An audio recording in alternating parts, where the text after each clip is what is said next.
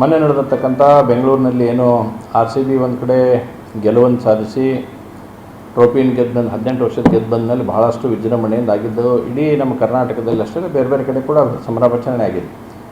ಕನಿಷ್ಠ ಪಕ್ಷ ಸರ್ಕಾರ ಅರ್ಥ ಮಾಡ್ಕೋಬೇಕಾಯಿತು. ಯಾವಾಗ RCB ಟೀಮು ಅವತ್ತಿನ ದಿವಸ ಗೆದ್ದ ಮೇಲೆ ಬಹುತೇಕ ರಾಜ್ಯದ ಎಲ್ಲ ಊರುಗಳಲ್ಲಿ ಕೂಡ ರಾತ್ರಿ 2 ಗಂಟೆ 3 ಗಂಟೆ ಮಟ್ಟ ಸಂಭ್ರಮಾಚರಣೆ ನಡೆದಿರ್ತಕ್ಕಂಥದ್ದು ಇದೆ.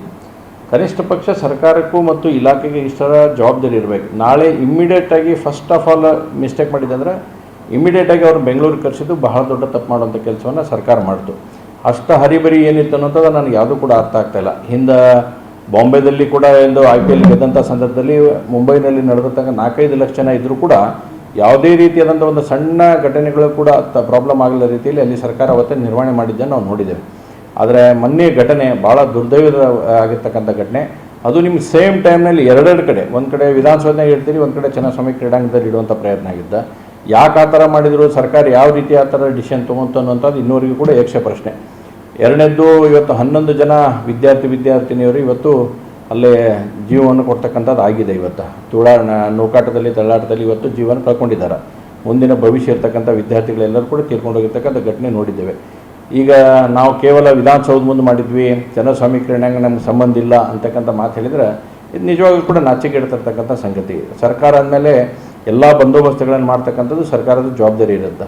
ಇವತ್ತು ಗುಬ್ಬಿ ಮೇಲೆ ಬ್ರಹ್ಮಾಸ್ತ್ರ ಬಿಟ್ಟ ರೀತಿಯಲ್ಲಿ ಇವತ್ತು ಬೆಂಗಳೂರು ಪೊಲೀಸ್ ಆಯುಕ್ತರನ್ನು 4 ಜನ ಹಿರಿಯ ಅಧಿಕಾರಿಗಳನ್ನು ಸಸ್ಪೆಂಡ್ ಮಾಡಿ ಕೈ ತೊಳ್ಕೊಳ್ಳುವಂಥ ಕೆಲಸವನ್ನು ಸರ್ಕಾರ ಮಾಡಿದೆ. ಅಂದರೆ ಯಾರ್ದೋ ಒಂದು ತಲೆ ಕಟ್ಟಿ ನಾವೇನಿಲ್ಲ ಇದ್ರಾಗ ಅಂತಕ್ಕಂಥ ಭಾವನೆಯನ್ನು ಮೂಡಿಸ್ತಕ್ಕಂಥ ಕೆಲಸ ಆಗಿದೆ. ಈ ರೀತಿ ಮಾಡೋದ್ರಿಂದ ಅನೇಕ ಸಂದರ್ಭದಲ್ಲಿ ಪೊಲೀಸ್ ಇಲಾಖೆಯ ಹಿರಿಯ ಅಧಿಕಾರಿಗಳಿಗೆ ನೀವು ಅವರ ನೈತಿಕ ಸ್ಥೈರ್ಯವನ್ನು ಕುಂದಿಸ್ತಕ್ಕಂಥ ಕೆಲಸ ಆಗ್ತಾಯಿದೆ. ನನಗೆ ಇರ್ತಕ್ಕಂಥ ಮಾಹಿತಿ ಅಂತಂದರೆ, ಅಂದರೆ ಬೇರೆ ಬೇರೆ ಮಾಹಿತಿಗಳನ್ನು ಇನ್ಫಾರ್ಮೇಷನ್ ನಾವು ಮತ್ತು ಮಾಧ್ಯಮದಲ್ಲಿ ನೋಡಿದರೆ ಅಧಿಕಾರಿಗಳು ಇದಕ್ಕೆ ಬೇಡ ಅಂತ ಹೇಳಿದರು ಅಂತಕ್ಕಂಥ ಮಾಹಿತಿ ಇದೆ. ಅದು ಎಷ್ಟು ಸತ್ಯ ಎಷ್ಟು ಸುಳ್ಳು ಅನ್ನತಕ್ಕಂಥದ್ದನ್ನು ಸರ್ಕಾರ ಸ್ಪಷ್ಟಪಡಿಸ್ತಕ್ಕಂಥ ಕೆಲಸ ಮಾಡಬೇಕಾಗುತ್ತೆ. ಮತ್ತು ಈ ಥರ ನೀವು ಪೊಲೀಸ್ ಅಧಿಕಾರಿಗಳ ಮೇಲೆ ಕ್ರಮ ಮಾಡಿ ನಮ್ಮದು ಮುಗೀತು ಕೈ ತೊಳ್ಕೊಂಡಾದ್ರೆ ಇದು ಯಾವುದಕ್ಕೂ ಕೂಡ ಒಪ್ಪುವಂಥ ಪ್ರಶ್ನೆ ಇಲ್ಲ. ಇದರಾಗ ಟೋಟಲ್ ಫೇಲ್ಯೂರು ಕರ್ನಾಟಕ ಸರ್ಕಾರ, ಸನ್ಮಾನ್ಯ ಮುಖ್ಯಮಂತ್ರಿಗಳು, ಉಪಮುಖ್ಯಮಂತ್ರಿಗಳು, ಗೃಹ ಸಚಿವರು ಇದ್ರ ನೇರವಾಗಿ ಹೊಣೆಯನ್ನು ಹೊರಬೇಕಾಗುತ್ತೆ. ಹಾಗಾದರೆ ನಿಮ್ಗೆ ಅಷ್ಟು ಅವ್ರನ್ನ ತೆಗೆದು ಹಾಕೋಕ್ಕಿಂತ ನಿಮಗೆ ನೈತಿಕತೆ ಅಂತಕ್ಕಂಥದ್ದು ಏನಿದ್ರೆ ತಕ್ಷಣ ರಾಜೀನಾಮೆ ಕೊಡ್ಬೇಕಂತ ಆಗ್ರಹವನ್ನು ನಾನು ವ್ಯಕ್ತಪಡಿಸ್ತೀನಿ. ಮುಖ್ಯಮಂತ್ರಿಗಳೇ ರಾಜೀನಾಮೆ ಕೊಡಬೇಕು. ಈಗ ಉಪಮುಖ್ಯಮಂತ್ರಿಗಳು ಬಂದು ನಿನ್ನೆ ಅಲ್ಲಿ ಭೇಟಿಯಾಗಿ ಮಾತಾಡುವಂಥದ್ದಾಗುತ್ತೆ. ಆದರೆ ಇವರವ್ರಿಗೆ ಕೂಡ ಆ್ಯಕ್ಷನ್ ಏನು ಅಂತದಕ್ಕೆ ನಾವೆಲ್ಲ ತನಿಖೆ ಕೊಟ್ಟೇವಿ, ತನಿಖೆ ಎಲ್ಲ ಕೊಟ್ಟರೆ ಕರೆಕ್ಟ್. ಬಟ್ ಮಾಡೋಕ್ಕೆ ಹೇಳಿದ್ಯಾರು, ಮಾಡೋಕ್ಕೆ ಹಚ್ಚಿದ್ಯಾರು ಅಂತ ಅದರ ಮೂಲಕ ಇನ್ನೂ ಕೈ ಹಾಕ್ತಾಯಿಲ್ಲ. ಆ ಮೂಲಕ ಕೈ ಹಾಕಿದರೆ ಇದಕ್ಕೆ ಯಾರು ಅನ್ನೋಂಥದ್ದು ಗೊತ್ತಾಗುತ್ತೆ.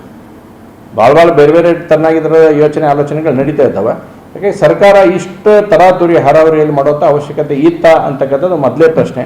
ಎರಡನೇದು, ಇವತ್ತು ನೀವು ಮಾಡಿರೋ ತಪ್ಪಿಗೆ 4-6 ಜನ ಪೊಲೀಸ್ ಹಿರಿಯ ಅಧಿಕಾರಿಗಳನ್ನು ಸಸ್ಪೆಂಡ್ ಮಾಡಿ ಕೈ ತೊಳ್ಕೊಳ್ಳುವಂಥ ಪ್ರಯತ್ನ ಸರ್ಕಾರ ಕಡೆಯಿಂದ ಆಗ್ತಾ ಇದೆ.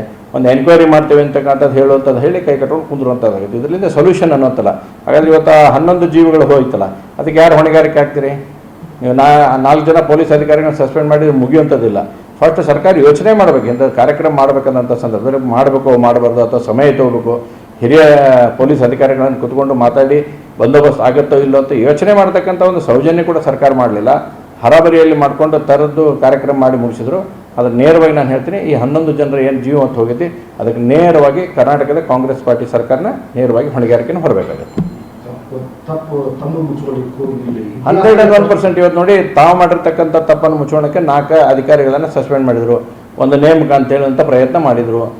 ಹಾಗಾದರೆ ಇದು ಮೂಲಕ್ಕೆ ಯಾಕ್ರಿ? ಇದಕ್ಕೆ ಮೂಲ ಯಾರು? ಇಷ್ಟು ಅರ್ಜೆಂಟಲ್ಲಿ ಮಾಡುವಂಥದ್ದು ಏನಿತ್ತು? ಒಂದು ದಿವಸ ಬಿಟ್ಟು ಎಲ್ಲ ತಯಾರಿ ಮಾಡ್ಕೊಂಡು ಕರೆದ್ರಿ, ಇನ್ನೂ 10 ಲಕ್ಷ ಜನ ಸೇರಲಿ, ಎಲ್ಲ ಆರಾಮಾಗಿ ಮಾಡ್ಬೋದಾಗಿತ್ತಲ್ಲ. ಏನು ಕ್ರೆಡಿಟ್ ತೊಗೊಳೋದಿತ್ತೋ ಅಥವಾ ಯಾವ ಕಾರಣಕ್ಕಾಗಿ ಮಾಡಿದ್ರು ಅನ್ನೋಂಥದ್ದು ಇನ್ನೂ ಎಲ್ಲರಿಗೂ ಯಕ್ಷ ಪ್ರಶ್ನೆ ಆಗೈತಿ. ಈಗ ಹೋಗಿರ್ತಕ್ಕಂಥ ಜೀವಕ್ಕೆ 10 ಲಕ್ಷ ರೂಪಾಯಿನ ಘೋಷಣೆಯನ್ನು ಮಾಡಿದ್ದಾರೆ. ನಾವು ಆಗ್ರಹ ಮಾಡ್ತೇವೆ, ಯಾಕಂದರೆ ಇದು ನೇರವಾಗಿ ಸರ್ಕಾರದ ವೈಫಲ್ಯದಿಂದ ಆಗಿರ್ತಕ್ಕಂಥ ಘಟನೆ. ಆ ಎಲ್ಲ ಕುಟುಂಬಗಳಿಗೆ ಸುಮಾರು 25 ಲಕ್ಷ ರೂಪಾಯಿನ ಸರ್ಕಾರದಿಂದ ಪರಿಹಾರ ಧನವನ್ನು ಕೊಡಬೇಕನ್ನುವಂಥ ಆಗ್ರಹವನ್ನು ಕೂಡ ಮಾಡ್ತೇವೆ. ಬಿಜೆಪಿ ಸ್ಟ್ಯಾಂಡ್ ಏನಂದ್ರೆ ಪರ್ಮಿಷನ್ ಕೊಟ್ಟಿಲ್ಲ ಅಂದ್ರೆ ಪರ್ಮಿಷನ್ ಕೊಟ್ಟಿಲ್ಲ ಅಂತ ಟ್ವೀಟ್ ಮಾಡ್ತೀರಿ. ಪರ್ಮಿಷನ್ ಕೊಟ್ಟು ಈ ತರ ಆದ್ಮೇಲೆ ಸಾವನ್ನಪ್ಪಿದಂತೆ ದ್ವಂದ್ವ ನೀತಿ ಅನ್ಸಲ್ಲ ನೋಡಿ. ಯಾವುದು ದ್ವಂದ್ವ ನಿಲುವಿಲ್ಲ ಇದರ. ಬಿಜೆಪಿದು ಮತ್ತು ರಾಜಕಾರಣ ಅನ್ನೋಂಥದ್ದು ಯಾವುದಕ್ಕೂ ಇದರಲ್ಲಿ ಬೇರಿಸುವಂಥ ಪ್ರಶ್ನೆ ಇಲ್ಲ. ಭಾಳ ಸ್ಪಷ್ಟವಾಗಿ ಹೇಳ್ತೀನಿ. ಇದ್ರಾಗ ಆಗಿರ್ತಕ್ಕಂಥದ್ದು ಏನು, ಒಂದು ಯಾಕಿಷ್ಟು ಹರಿಬರಿ ಮಾಡಿ ಯಾಕಷ್ಟು ಅವಸರದಾಗೆ ಈ ಕಾರ್ಯಕ್ರಮ ಮಾಡಿದ್ರು ಅನ್ನೋಂಥದ್ದು ಸರ್ಕಾರ ಸ್ಪಷ್ಟಪಡಿಸ್ಬೇಕು. ಆಮೇಲೆ ಸೇಮ್ ಟೈಮ್ ಒಂದು ಕಡೆ ನೀವು ವಿಧಾನಸೌಧ ಮೆಟ್ಲ್ ಮೇಲೆ ಮಾಡ್ತೀರಿ, ಇನ್ನೊಂದಲ್ಲೇ ಚಿನ್ನಸ್ವಾಮಿ ಕ್ರೀಡಾಂಗಣದಲ್ಲಿ ಮಾಡುವಂಥ ಪ್ರಯತ್ನ ಮಾಡ್ತೀರಿ. ಯಾಕೆ ಚಿನ್ನಸ್ವಾಮಿ ಕ್ರೀಡಾಂಗಣದಾಗ ಮಾಡಿದ್ರೆ ಏನು ಸಮಸ್ಯೆ ಇತ್ತಾ? ಅಥವಾ ಇಲ್ಲೇ ಅದನ್ನು ಇನ್ನೊಂದಿಟ್ಟು ಒಳ್ಳೆ ರೀತಿಯಿಂದ ಮಾಡಿದರೆ ಇಲ್ಲಿನೂ ಏನು ಸಮಸ್ಯೆ ಹಾಕಿರಾಕಿಲ್ಲ. ಅಂದರೆ ಪ್ರೀ ಪ್ಲ್ಯಾನ್ ಡಿಲೇ ಇದು ಮಾಡಿದ್ದು ಸರ್ಕಾರ ಇದನ್ನು ಮೊದಲು ಒಪ್ಕೊಳ್ಳಿ. ಇದ್ರಾಗ ರಾಜಕಾರಣ ಬೆರೆಸುವಂಥದ್ದಾಗಲಿ ನಾವು ಪರ್ಮಿಷನ್ ಇತ್ತೋ ಇಲ್ಲೋ ಅನ್ನೋಂಥದ್ರಲ್ಲಿ ಈಗ RCB ಅವ್ರ ಮ್ಯಾಗೂ ನೀವು FIR ಮಾಡಂತ ಹೇಳಿರಿ, KSC ಮ್ಯಾಗೂ FIR ಮಾಡಂತ ಹೇಳಿರಿ. ಯಾರ್ಯಾರ ಮ್ಯಾಗ ಐತಿ ಎಲ್ಲರ ಮ್ಯಾಗ FIR, ನಿಮ್ಮ ಮ್ಯಾಗ FIR ಯಾರು ಮಾಡ್ಬೇಕು? ಫಸ್ಟ್ ಮಾಡಿದವ್ರನ್ನ ಬಿಟ್ಟು ಮಾಡ್ಲಾರ್ದ್ರ ಮ್ಯಾಗ ಎಲ್ಲರೂ FIR ಮ್ಯಾಗ ಇರುತ್ತೆ. ಯಾರು ಮಾಡಕ್ಕೆ ಹಚ್ಚಿದ್ರಲ್ಲ ಅವ್ರ ಮ್ಯಾಗ ಯಾರು FIR ಮಾಡ್ಬೇಕು? ಈಗ ಗೃಹ ಸಚಿವರು ಇದಕ್ಕೆ ಉತ್ತರ ಕೊಡಲಿ.